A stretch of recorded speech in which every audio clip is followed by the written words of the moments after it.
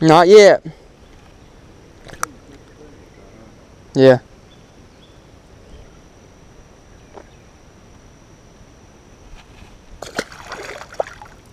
So there's two different kinds of worms to use for a wacky rig. The first being a finesse worm type bait or trick worm, and the other one being a Cinco. I'd rig them both on a hook like this. I'm not sure what size it is, but I'll put the size about right here. As for rods, reels, and line, I'd go with about a 7-foot medium spinning rod. As for reel, about anything will do. And for line, if you're just getting started, just plain 8-pound monofilament will do just fine.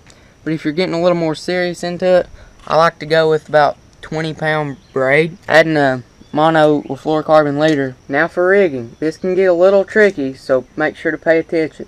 You just find the middle mark of your worm and put the hook through it. It's that simple. So now to start with the retrieval. Throw it around wherever you think there'll be fish. High percentage areas are obviously the best. First thing you're going to do is you're going to give it a slack line and watch the end of your line that's going down in the water. What's normal is it should be going down just a little bit at a time. And that's normal because that's just the worm falling. Once the worm stops, all you're going to do is either raise your rod tip and then repeat, or you can give your rod tip some jerks. You're going to get mostly all your bites on the fall, so keep an eye on that line.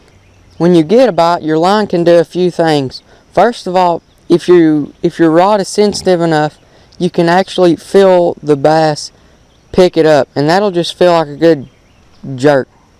Another thing is your line can shoot off, and that means you got a bass. And even another thing is if your worm or if your line starts going off to the side, you may not feel it and you may not see it take off, but he may just took it real soft and swimming off to the side. So once you get the bite, you're going to want to set the hook. Now this is a little different than jigs and Texas rigs and frog.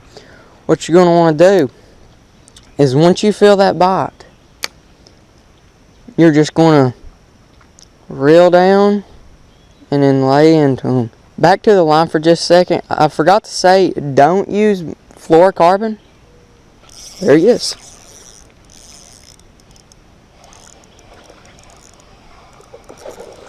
Alright.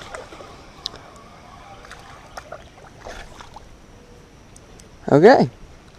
All I done was felt him pecking on my line and saw my line take off, and then I just reeled set into him. I didn't slam him. I didn't slam the hook. And there he is. He just choked it. So there he goes to bite another day. So back to what I was saying about fluorocarbon. You can't really use fluorocarbon while you're fishing a wacky worm, because on a wacky worm, your main way of identifying a bite is by watching your line on top, and fluorocarbon sinks. So you really have to either go with braid or monofilament. I'm going to let him eat it and reel set. Just like that.